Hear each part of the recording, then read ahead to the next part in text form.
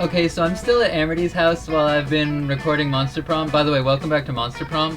And I unfortunately forgot that since they're trying to get rid of this house and get somebody else to come live here, they had scheduled people to come in today.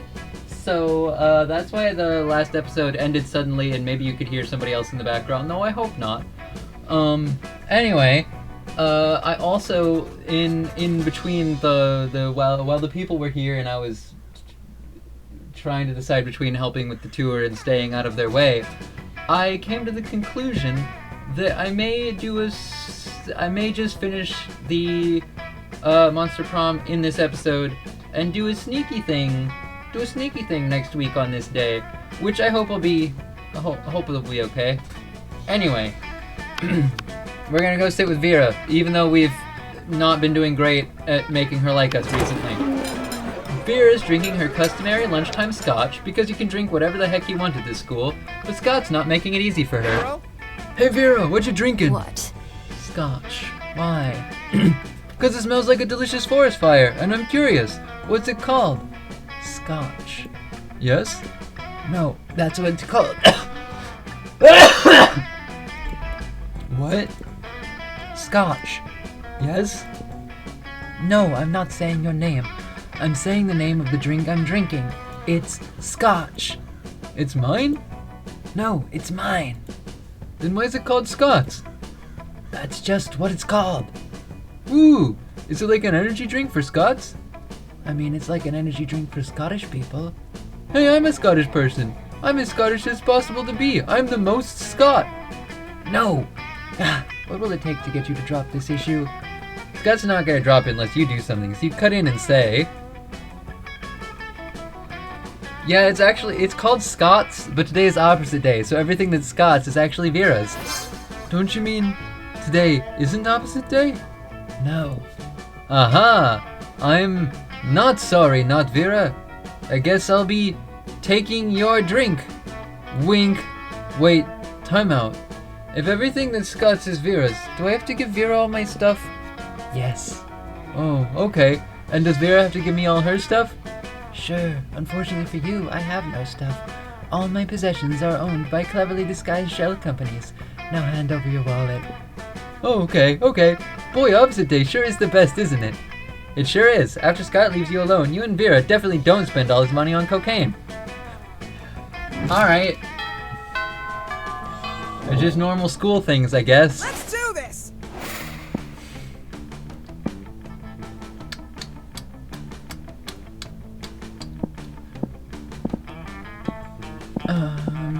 I changed my mind. We're gonna try and min-max a couple of stats. That day you listen to your elders and learn valuable lessons. Sometimes, after all the monster nonsense and the dating gimmicks, you forget that attending class is supposed to be the primary activity at this high school. You gain +2 smarts. The teacher hands you back your latest test. Vera glares at hers, all her snakes hissing. Uh-oh. This is ridiculous. I mean, an A+ is nice, sure, but look at this joke of a test. Monster history. What's the point of this? Nobody has ever become a millionaire thanks to their knowledge of monster history. This high school isn't preparing me for real life. It's just preparing me for mediocrity.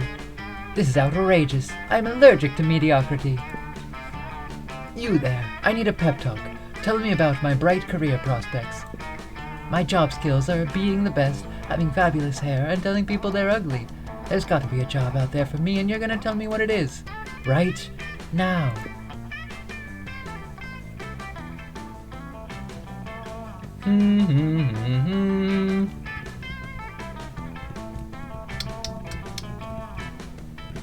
Oh.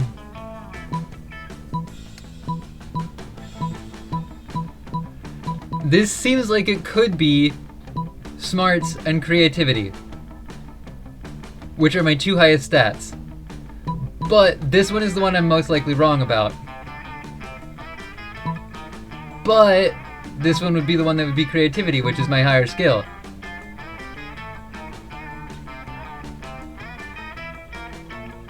I'm gonna gamble it.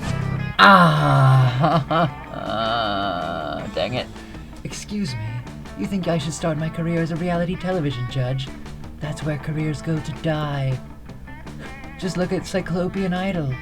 Paula Abdul is a drunk, Wolfmandy Jackson is a joke, and Simon Cowell is clearly just a lich clinging to the cold hatred that sustains him. Also, I look terrible on camera. I mean, I look gorgeous, but my piercing stare turns viewers to stone. Vera's cruel words only make you feel more guilty about your reality television habit. You lose 2 boldness and 1 smarts. Dang it!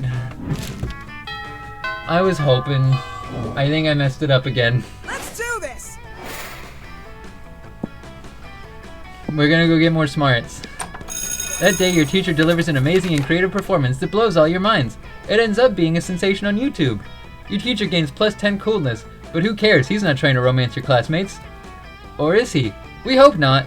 Oh, you also gain plus 2 smarts. Hooray! Soon after, you hurry away to join Vera for an after-school rendezvous. She's arranged a romantic exchange at the stock exchange? A romantic evening. My brain jumped ahead of words. There you are. I'm so happy you've joined me here that I have momentarily forgotten my hatred for all beings. You... What? You thought we were going to dinner? No, silly. How am I supposed to make a profit at dinner? If you're hungry, just eat some money. There's plenty of it lying around. Look, I invited you here because I want to share something really special with you. You see all these people here? These sociopaths screaming at each other in $10,000 suits? This is my family. Well, not literally. I never met my birth parents. It's more like a room full of my worst enemies. But what's family after all but a room full of your worst enemies? Anyway, enough chit-chat. The real reason I brought you here was to help me make money. Make with the stock tips. You know absolutely nothing about the stock market, but that's never stopped you before. You tell her. That's probably boldness, which we suck at. So this one, regardless of what it is, even though I'm probably gonna fail it too. Oh no, that one was boldness? Dang it. So what was the other one then? Probably charm, which I'm not any better at. That has got to be the stupidest thing I've ever heard, and I've heard Scott talk about his favorite butts to sniff. One of every stock. Do you know how many stocks there are? You do not, in fact, know how many stocks there are. You guess 6? Significantly more than 6. And most of them are things like Gremulose Day-Old Fishing Salads and Krabby Business LLC. Oh look, here's one called Money Hole. It's a tech stock that promises to be a brand new way of basically setting your cash on fire. Or why don't I invest in this one? Racebook, the social network for racists. But even if I bought all these terrible stocks, it would nearly surpass my worst investment by far. All the time I've invested in you. Devastated, you flee home and order 1 of every flavor of ice cream. You lose 2 charm and 1 money. Dang it. If I hadn't messed it up before, I sure have now. Let's do this! But I'm gonna keep trying anyway. You arrive at Polly and Vera's table to find the meeting. Wait, both of them? Oh, yum yum, I sure do love food and eating. Look at this food go in me. Yes, this cafeteria Sloppy Joe truly has a subtle flavor profile. Finally, you notice the cause of this absurdity. A well-dressed businessman sitting at the next table, watching both women intently. Oh yeah, I know you like this, baby. My eating is realistic and erotic. Be cool, Polly. The man wants to pay us for eating in front of him, not screaming about eating. Is that not what eating is? I forget. While Vera tries to explain eating to Polly, the businessman shyly approaches you and gives you a small bow. Much obliged, friend, he says in a soft voice. Are these 2 fine ladies your friends? I must confess that I have searched far and wide for a suitable candidate to fulfill my rather unusual fetish. Paying a student at a high school for monsters to eat food while I watch politely from a distance. But I find myself unable to choose which of these 2 beauties to hire. The snake-headed one possesses a certain grace. Yeah, pay me. Pay me to do a thing I was gonna do anyway. But the translucent one has such passion. I don't even want the money, this is just weird and I love it. In your opinion, the businessman finishes, which would be the wiser choice on my part? The Gorgon, obviously. Look how many mouths she's got on her head. The businessman strokes his chin and nods.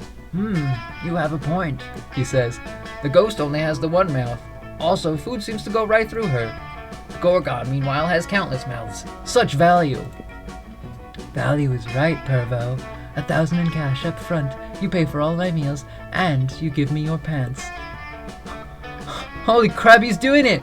He's doing it! He's getting naked! Vera is able to convince the businessman to pay for a fancy dinner for you and her. It's a little creepy with him watching the two of you, but you get over it.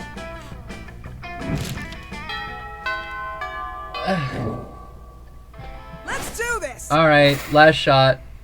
What do we do? Creativity. That day, while rehearsing for the class play, you can't help but fear that you're not as good at the role as the role requires you to be. There doesn't seem to be any ordinary way of getting yourself there, but there might be an extraordinary way. You summon the devil, one of many, and make a deal to enhance your creativity just a bit. You gain +2 creativity. You also lose 3 years of your life at the end of the deal, but who cares? They weren't happening in-game anyway. Your mind's barely on what you're doing, though. All you're really concerned about is your situation with Vera. Throughout her latest gang war, you've been her closest and most trusted advisor. Maybe too close. You're worried Vera's become so dependent on your advice she's blind to your true romantic intentions. If only you had the courage to tell her how you really feel. My boldness is bad. After all, you don't want to end up in the advisor zone. You're so lost in thoughts of unrequited love, you hardly notice Vera sneaking up on you. Maybe that's also because of the invisibility cloak you helped her pick out. Hi. There you are. I was just going to pick you up. We've got a date tonight. A date? Then perhaps your affections aren't unrequited. With the heads of Monster City's major crime factions to celebrate the end of the latest gang war. You're such a good and loyal advisor. I couldn't imagine going without you. Right, of course. Trying to hide your disappointment, you accompany Vera to the peace conference, but soon... You can have horse racing, but if you think I'm giving up murder's monopoly, you've got your head so far up your butt it's popped back out your shirt collar. Larry the actual crocodile snaps his fangs. Gunbozo Gianetti of the Deranged Clown Assembly honks in disapproval. Timothy the Knife Baby chews his rattle menacingly. Alright, you scumbag, settle down. But it's too late. Larry the Croc unveils a wicked machine gun. Gunbozo makes a rocket launcher out of twisted balloons. And Timmy the Knife Baby produces a lot of knives. Hey, advisor, a little help here. If you don't save Vera now, you'll never have a chance to confess your feelings. So you take a deep breath and... That... Oh no. My guess is boldness and charm. Both of which I am awful at. Ah!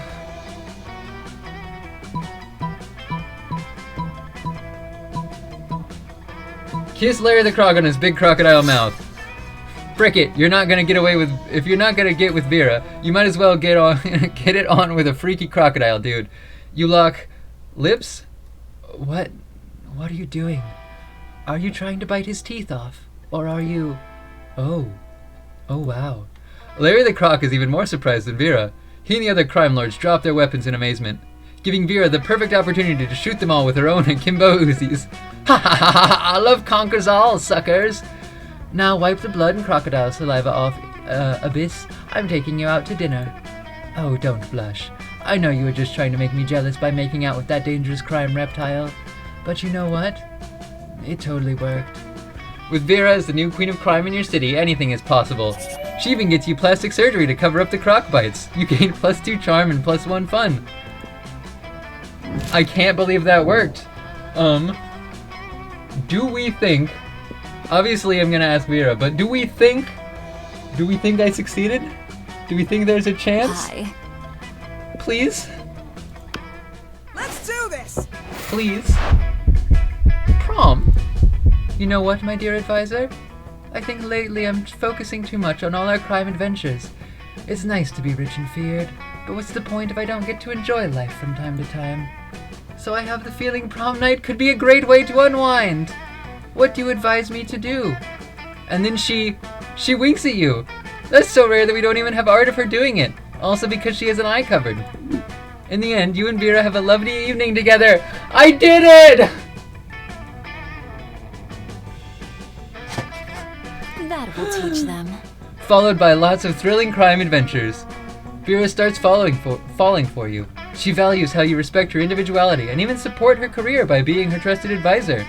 The two of you do a great job of juggling being partners in both love and crime, mostly because Vera's great at everything she does, or so she reminds you constantly.